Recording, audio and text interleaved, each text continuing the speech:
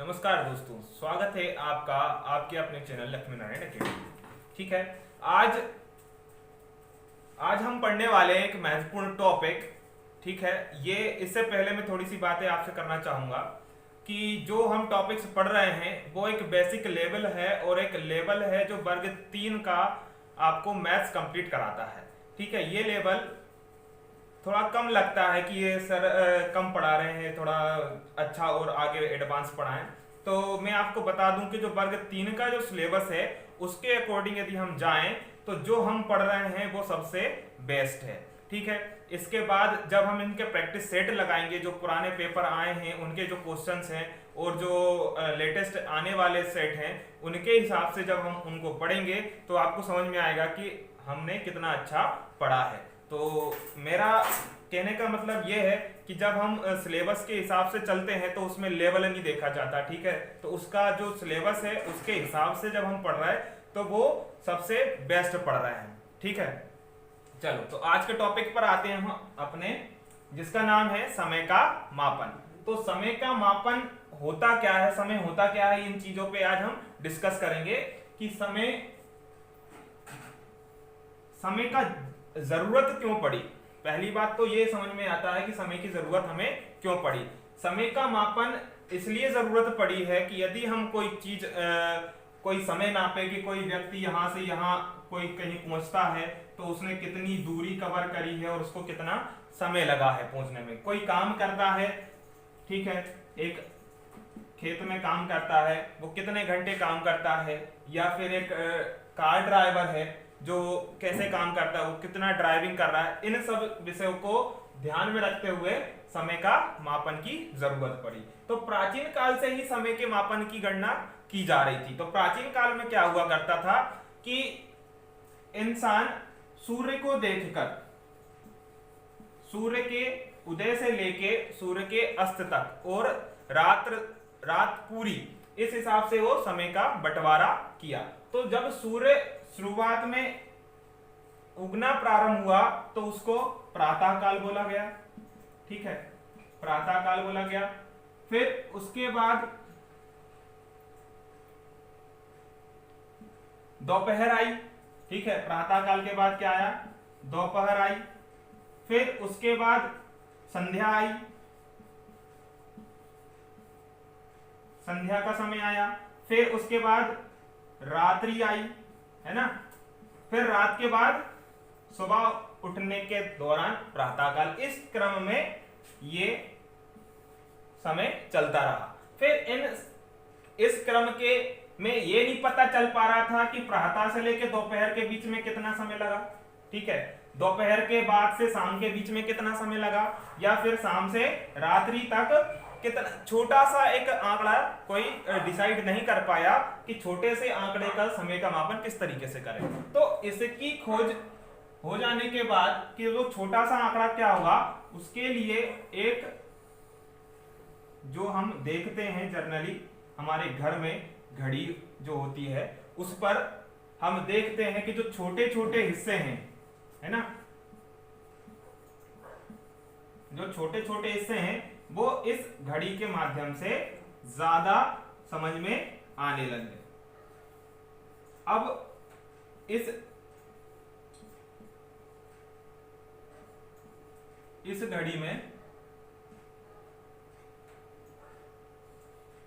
घड़ी में 12 अंक हमें नजर आते हैं, जो 1 से लेके 12 तक के अंक हमें नजर आते हैं, जो हमें यह बताते हैं कि समय क्या हो रहा है। अब इसमें समय का हमें ज्ञान होता है कि हम घड़ी देखना सीख गए। अब देखना सीख गए तो इसके हिसाब से कितने घंटे हो गए, 12 घंटे हो गए। लेकिन हमारी एक दिन और एक रात मिलके 12 और 12 यदि जोड़ दिया जाए तो कुल मिला के 24 घंटे का एक दिन और एक रात होती है। इस हिसाब से पूरा एक काल क्रम 24 घंटे का आता है। अब इसको याद, इस 24 घंटे में बहुत छोटे छोटे हिस्से होते हैं। ठीक, उनके हिस्सों के हिसाब से यदि हम देखें तो सबसे शुरुआत होती है 1 सेकंड की। तो इसमें एक बड़ा कांटा होता है, ठीक है, एक सुई होती है और एक उससे थोड़ी छोटी सुई। तो इन दोनों के बीच के संबंध से हम समय का मापन करते हैं। यदि ये जो बड़ी सुई है जो 12 पे है तो 12 के स्थान पे यहां पर क्या है, 0 0 है। फिर एक जो छोटी सुई जाती है जो दिखा रही है 3 की तरफ, तो ये कितना बज रहा है, 3 बज रहा है। इसके साथ एक और सुई चल रही होती है जिसको हम सेकंड की सुई बोलते हैं, ठीक है। तो सेकंड की सुई इस तरीके से वो एक तरफ छोटी होती है और एक तरफ बड़ी होती है, तो वो टिक टिक टिक करती हुई चलती रहती है। वो यदि एक बार में ऐसे टिक करती है तो वो 1 सेकंड कहलाता है। क्या कहलाता है, समय का 1 सेकंड कहलाता है। तो समय का जब 1 सेकंड होता है तब जाके ये खसकता है, लेकिन इसके खसकने का इशारा हमें तुरंत नजर नहीं आता। जब ये 1 सेकंड करती हुई पूरे राउंड घूमकर यहां पहुंच जाती है तब जाकर एक पूरा मिनट बनता है। तो इस तरीके से एक जो सेकंड की सुई है, 1 सेकंड की जो सुई है वो कितने बार, यहां तक 5 बार घूमेगी, फिर यहां 2 तक 10 बार, फिर 15 20 25 इस तरीके से घूम के वापस 12 तक पहुंचती है। तो वो कितनी बार टिक कर जाएगी, 60 बार। तो 60 सेकंड जब हो जाता है तब 1 मिनट बनता है, ठीक है। जब 60 सेकंड हो जाता है तब जाके 1 मिनट बनता है। तो इस तरीके से ये पूरा कालक्रम चलता रहता है। जिस तरीके से 1 मिनट यहां बना, उसी तरह ये जो मिनट घूमने के बाद वापस 12 पे पहुंचता है, मतलब 60 बार घूम जाता है मिनट का कांटा, तब जाके 1 घंटा टाइम हो जाता है। तो 60 मिनट बार जब घूम जाता है तो वो क्या हो जाता है, 1 घंटा। ये तो एक बेसिक सी जानकारी थी जो आपको पता होगी, ठीक है। लेकिन एक बात होती है एएम और पीएम में व्यक्त करना। आपने रेलवे की घड़ी के विषय में चर्चा सुनी होगी या पढ़ा होगा कि उसमें 24 घंटे के आंकड़े के हिसाब से समय की गणना की जाती है।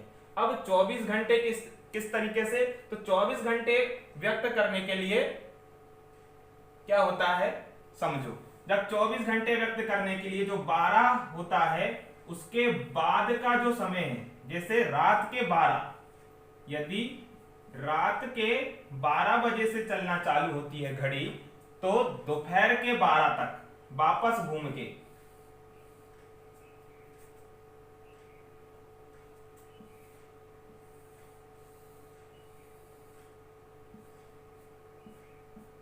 ये 12 1 2 3 4 5 6 7 8 9 10 11, ठीक है।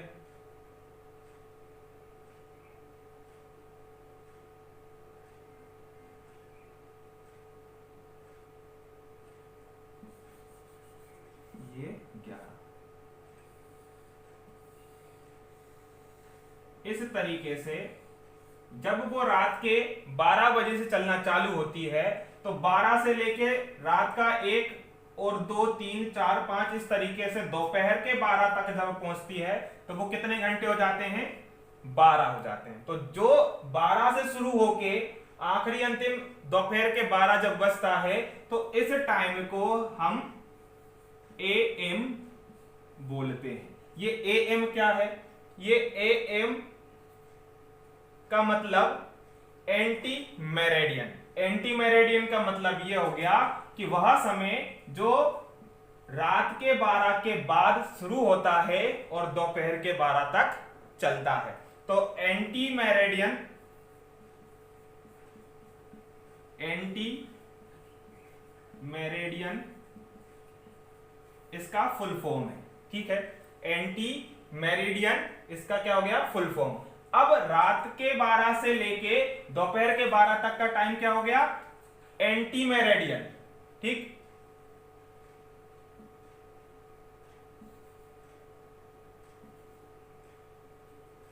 अब क्या होगा, इसको बोलते हैं एंटी मेरिडियन और इसको हिंदी में बोलते हैं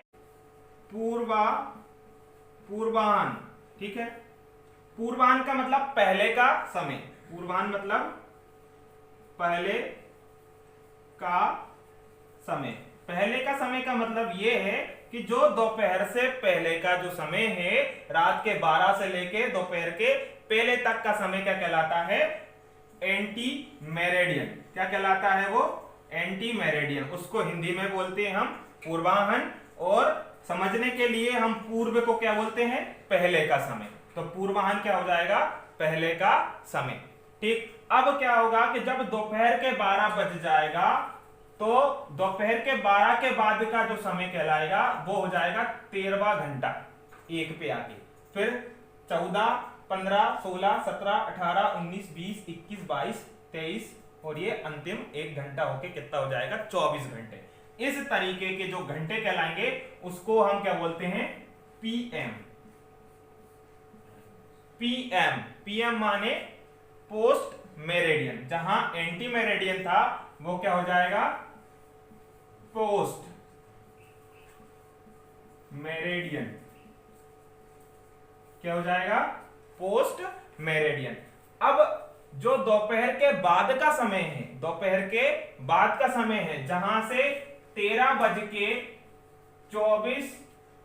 13 घंटे से 24 घंटे के बीच का जो समय आता है वो क्या कहलाएगा? Post Meridian. उसको बोलते हैं हम पीएम। घड़ियों में जो डिजिटल घड़ी चलती है उसमें एएम और पीएम लिखा आता है। तो एएम का मतलब वो घड़ी क्या बजा रही है कि रात के 12 के बाद से दोपहर के 12 के पहले, और यदि वहां पीएम लिखा आता है तो वो दोपहर के बाद से और रात के 12 बजे तक का जो समय कहलाता है वो क्या कहलाता है? Post Meridian. इसमें एक चीज और है अभी, जिसमें हिंदी में हम जब पढ़ते हैं कि यदि इस तरीके का कोई समय बज रहा है, मतलब एक घंटे की सुई 12 पर है और जो मिनट की सुई है वो काई पे है? मिनट की सुई 3 पे है। तो इस अंतराल को हिंदी में बोला जाता है 12:15 बज रहा है, ठीक है। घंटे की सुई यदि 12 पे है और मिनट की सुई 3 पे है तो इसको बोला जाएगा 12:15 बज रहा है। क्या बज रहा है? 12:15 बज रहा है। यदि मान लो इस तरीके का समय हो जाए कि इन दोनों सुई इस तरीके से हो कि ये वाली सुई 12 और 1 के बीच में हो और ये सुई 6 पर हो, तो एक 3 पे था तो उसको 1.25 पढ़ा जा रहा था, ठीक है। और जब 6 पे आया मिनट का कांटा तो इसको आधा पढ़ा जाएगा। क्या पढ़ा जाएगा? आधा। तो मतलब कितना बज रहा है? 12:30। आधे को क्या बोलते हैं हम? 12:30। फिर यदि यही सुई उठ के आगे चल के मिनट वाली सुई कहां लग जाए? 9 पे आ जाए। जब 9 पे आ जाता है और ये कांटा कहां पहुंच जाता है? 1 के थोड़े से नजदीक। जब घंटे का कांटा 1 के नजदीक रहे और मिनट का कांटा 9 पर आ जाए तो उसको बोलते हैं पौने, ठीक है। 12:45 बज रहा है, तब हम उसको बोलते हैं क्या? 12:45 बज रहा है, ठीक है। इस तरीके के जो साधारण बोलचाल के जो समय है उसको हम इस तरीके से समझते हैं। जब 3 पे है तो 6 पे आ गया तो कितना हो जाएगा? 6:30, और 9 पे यदि मिनट आ गया और ये कांटा भी घंटे का इस मिनट के कांटे के हिसाब से आगे बढ़ता जा रहा है तो इसको बोलते हैं हम पौने घंटा, या 12:45 बज रहा है, 12:45 बज रहा है, 12:45। इस तरीके से जब मिनट का कांटा आगे चलता जाएगा समय परिवर्तित होता जाएगा, ठीक है।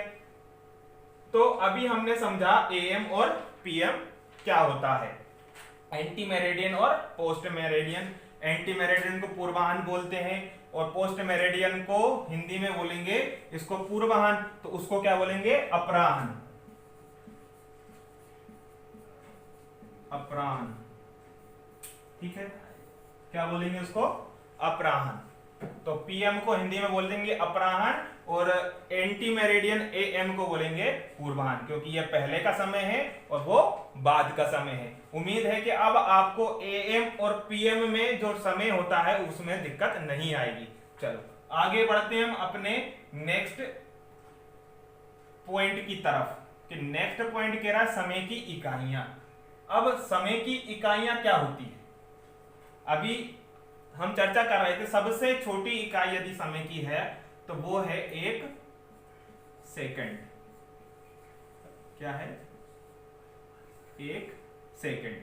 तो 1 सेकंड जब होता है, घड़ी का जो कांटा एक बार टिक करता है उसको बोलते हैं हम 1 सेकंड। अब वो 1 सेकंड यदि पूरा 60 बार घूम जाए तो उससे क्या बनता है? 1 मिनट। लेकिन अभी कुछ डिजिटल इकाइयों में देखा जाए तो 1 सेकंड के भी 100 हिस्से हो गए हैं। 1 सेकंड के भी 100 हिस्से हो गए, उनको बोलते हैं पल्स। क्या पढ़ते हैं उनको? पल्स। मतलब 1 सेकंडवे हिस्से के भी कितने हिस्से हो गए हैं? 100 हिस्से हो गए हैं। जब हम डिजिटल क्लॉक में जब हम स्टॉप वॉच लगाते हैं तो वहां एक छोटी सी सेकंड के बाजू में एक डिजिट चल रही होती है, वो कितनी बार चलती है? 100 बार चलती है, तब जाकर वो 1 सेकंड पूरा करती है। ठीक है, तो 1 सेकंड के छोटे हिस्सों को क्या बोलते हैं? पल्स। और वो कितने होते हैं? 100। अब 1 सेकंड में जब वो पूरा 60 बार घूम जाए कांटा, तो 60 सेकंड मिलके क्या बनाएगा? 1 मिनट बना लेगा। 1 मिनट समय हो जाएगा। तो 60 सेकंड जब हो जाता है, एक बार पूरा कांटा जो घूम जाता है, तो उसमें क्या बन जाता है? 1 मिनट। अब 1 मिनट, ये सेकंड वाला कांटा चल रहा था, लेकिन अब मिनट वाला कांटा भी घूम रहा है। तो मिनट वाला कांटा यदि 60 बार घूम जाए, कितने बार घूम जाए? 60 बार, तो उसको बोलेंगे 60 मिनट। अब 60 मिनट से क्या बन जाएगा? 1 घंटा। क्या बन जाएगा? 1 घंटा बन जाएगा। अब घंटे बढ़ते चले जाएंगे। अब यदि वो 24 घंटे हो जाता है, मतलब घंटे का जो कांटा है वो यदि 24 बार घूम जाए, मतलब जिस तरीके से हम देख रहे थे कि घंटे का कांटा यदि 24 बार घूम जाए तो 24 घंटा मिलकर क्या बना लेगा? एक पूरा दिन और एक रात। दिन के साथ रात, वो क्या बना लेगा? दिन और रात। दिन माने सुबह के 6 बजे से शाम के 6 बजे तक पूरा दिन, और फिर शाम को 6 से रात के 12 और फिर सुबह के 6। इस तरीके से पूरे कितने हो जाएंगे? 24 घंटे मिलकर क्या बनाएगा? एक दिन और एक रात पूरी। इस तरीके से ये समय की इकाइयां होगी। शुरुआत कहां से होती है? सेकंड से। तो समय का मापन कहां से होता है? सेकंड से होता है। फिर उसके बाद वो सेकंड से मिनट में बदल जाता है, मिनट बदल जाता है घंटे में, और घंटे बदल जाते हैं दिन में। उसी तरह यदि दिन बदल जाए, मान लो दिन हो जाए 7 दिन हो गए, 7 दिन हो गए, तो उसको बोलते हैं हम एक सप्ताह। क्या बोलते हैं उसको? एक सप्ताह। जब एक सप्ताह हो गया तो मिनिमम 4 या 5 सप्ताह का एक क्या होता है? महीना। क्या होता है? महीना। उस महीने में, इस महीने में या तो 28 दिन होंगे जो केवल फरवरी में हो सकते हैं, या 30 दिन या 31 दिन जो होते हैं वो क्या कहलाते हैं? जो दिन हो जाएंगे उस हिसाब से वो एक महीना हो जाएगा। ठीक है, तो इस तरीके से हम देख रहे हैं कि 7 दिन बराबर क्या होता है? एक सप्ताह, है ना?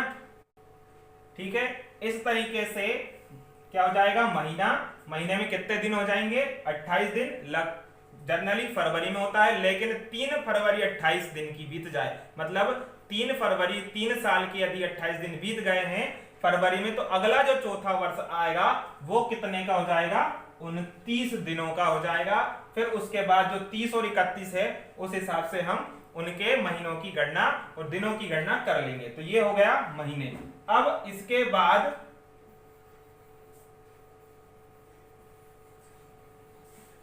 महीनों के बाद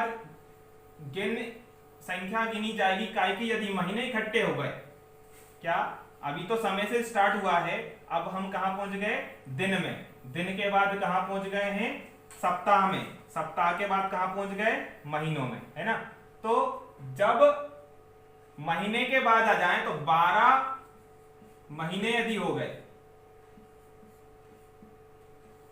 12 महीने यदि हो गया तो उसको बोलते हैं हम एक वर्ष। क्या बोलते हैं उसको, एक वर्ष। अब एक वर्ष में कितने हो गए, 12 महीने। अब एक वर्ष उसको भी बोलते हैं जहां दिन की बात हो जाए तो 365 दिन या फिर 366 दिन। अब ध्यान दें कि 365 दिन होता है वो तो होता है एक वर्ष। क्या होता है, एक वर्ष इनको। और जो 366 दिन होते हैं उसको भी लीप वर्ष, उसको बोलते हैं लीप वर्ष। जो अभी हम चर्चा यहां कर रहे थे कि पहला साल यदि 28 का है, दूसरा साल भी 28 फरवरी का होगा, तीसरा साल भी 28 फरवरी का होगा, लेकिन जो चौथा साल आएगा वो 29 फरवरी का होगा।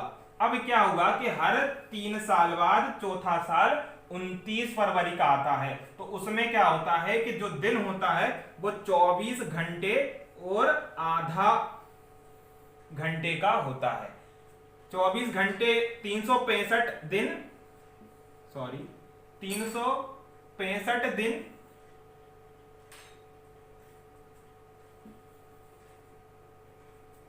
365 दिन और आधे घंटे, मतलब आधा दिन, माने कितना, आधा दिन का ये समझ लो 12 घंटे, ठीक है, सॉरी आधा दिन का माने 6 घंटे। तो जो 6 घंटे, ठीक है, 3 बार और 4 बार जब पूरा हो जाता है तो कितने घंटे बना लेगा वो, 24 घंटे बना लेगा। तो 24 घंटे जब मिल गया माने एक दिन इसमें जुड़ जाएगा। जब वो जुड़ जाएगा तो 365 और एक कितना हो जाएगा, 366 दिन हो जाएगा। तो उसको बोलते हैं लीप वर्ष। और 365 को बोलते हैं हम, 365 दिन यदि हो जाए तो उसको बोलेंगे हम एक वर्ष। ठीक है, ये वर्ष की कहानी हो गई। अब दिन से सबसे पहले शुरुआत हुई है, सेकंड से, फिर मिनट, फिर उसके बाद घंटे, फिर उसके बाद दिन, दिन के बाद सप्ताह, सप्ताह के बाद महीने, महीनों के बाद वर्ष। वर्ष भी 2 प्रकार से, इस तरीके से समझने की जरूरत है। इनसे प्रश्न सीधा सीधा आता है। ठीक है, इसके बाद आता है कि समय की गणना के लिए आता है कि सेकंड से मिनट में किस तरीके से बदलेंगे, मिनट से सेकंड में किस तरीके से बदलेंगे। तो जो हमने अभी देखा उसके हिसाब से जब हम उनकी कैलकुलेशन करते हैं तो उनमें घंटे से मिनट और मिनट से घंटे में कन्वर्ट कर लेंगे। और दूसरा, जब हम इनके सेट पेपर लगाएंगे, प्रश्न हल करेंगे, तब जाके हमें उनकी कैलकुलेशन आसानी से समझ में आती जाएगी। ठीक है, तो ये हो गए वर्ष। ठीक, अब यदि वर्ष बढ़ जाए, क्या वर्ष बढ़ जाए, अब ये लीप वर्ष 3 साल, चौथी साल में एक बार। अब यदि वर्ष बढ़ जाए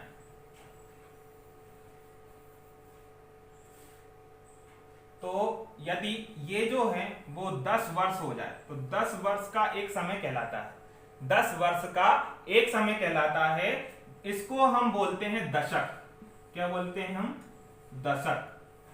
तो जो 10 वर्ष का जो समय कहलाएगा वो क्या कहलाएगा, दशक। लेकिन कितना दशक, एक दशक। क्या कहलाएगा, एक दशक 10 वर्ष का कहलाएगा। यदि ये 10 वर्ष 10 बार आ जाए, 10 वर्ष 10 बार आ जाए तो उसको क्या कहेंगे हम, 10 वर्ष 10 बार, माने कितने दशक, 10 दशक। 10 वर्ष यदि 10 बार आ जाए तो माने कितना हो गया, 10 दशक। तो 10 दशक, 10 दशक क्या कहलाएगा, एक शताब्दी। क्या कहलाएगा वो, एक शताब्दी। एक शताब्दी कहलाएगा। तो 10 वर्ष का क्या कहलाता है, एक शताब्दी। इस तरीके से प्रश्न सीधा सीधा पूछ सकता है कि एक दशक में कितने वर्ष, या फिर पूछ सकता है 10 दशक में को बोलते क्या है, शताब्दी बोलते हैं, दशक बोलते हैं, वर्ष बोलते हैं, है ना। इस तरीके से छोटे छोटे प्रश्न पूछ सकता है, जो कि हमारा लेवल बहुत अच्छा है इस समय की, मतलब इस टॉपिक को पढ़ने के लिए इससे ज्यादा और कहानी आपको नहीं बताने की जरूरत है ना। अब आगे बढ़ते हम अपने नेक्स्ट, आता है मुद्रा पैसे का मापन।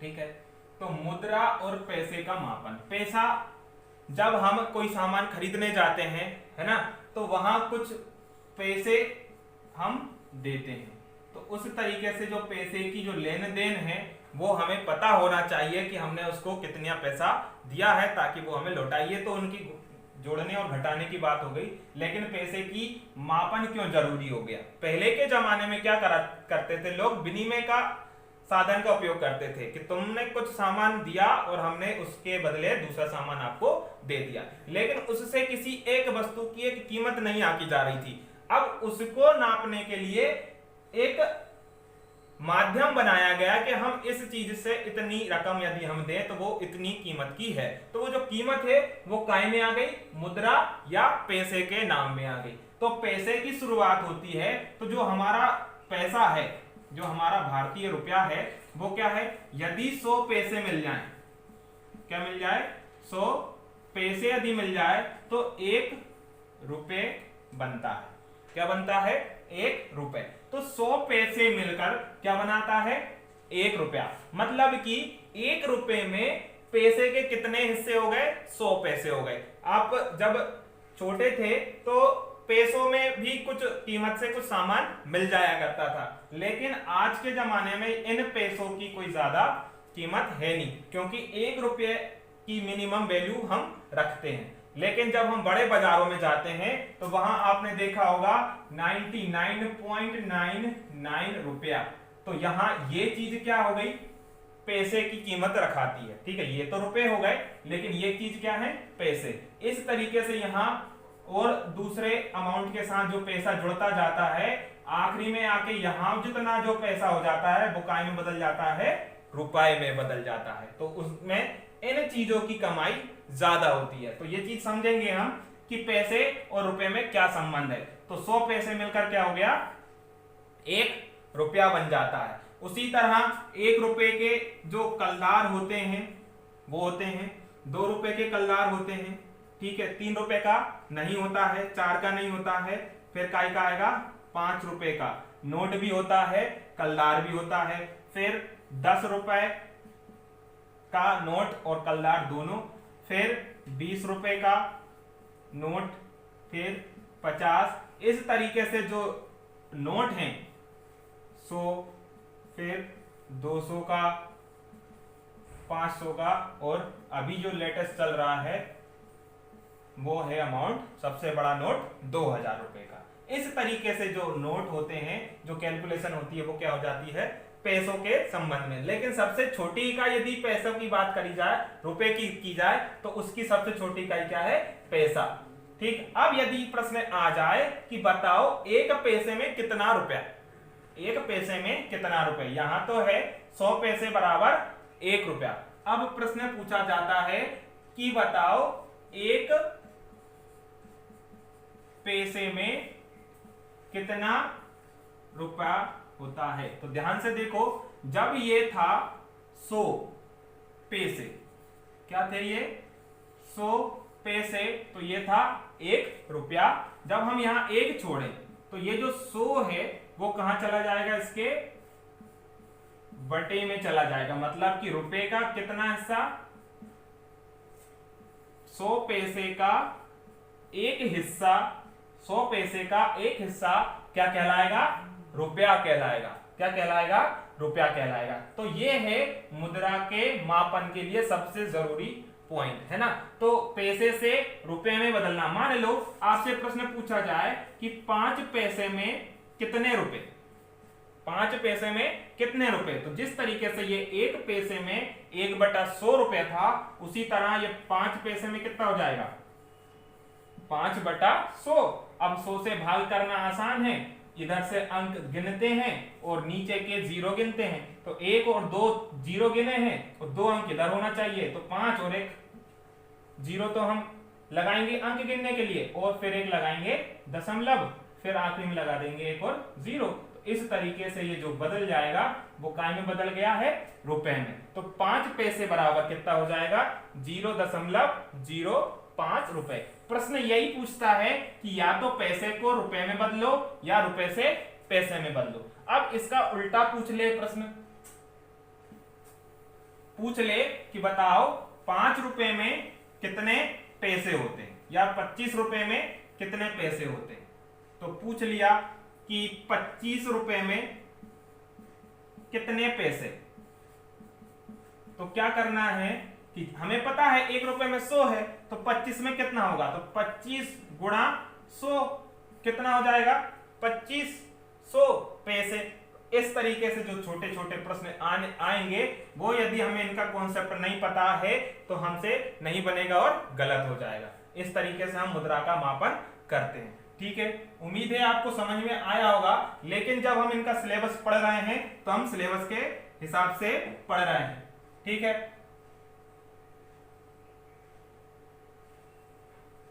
अब जो लेवल है वो हम जब एग्जाम के सिलेबस के हिसाब से जब हम पढ़ते हैं तो उसमें जिस लेवल का वो पूछा है, ग्रेड 3 जो लेवल है उसके हिसाब से हम इनको पढ़ रहे हैं। ठीक है, तो हमारा वीडियो आपको पसंद आ रहा होगा, है ना। अब जब हम इनके टेस्ट और सेट पेपर लगाएंगे तो और इनकी अच्छी प्रैक्टिस कर लेंगे। ठीक है, धन्यवाद।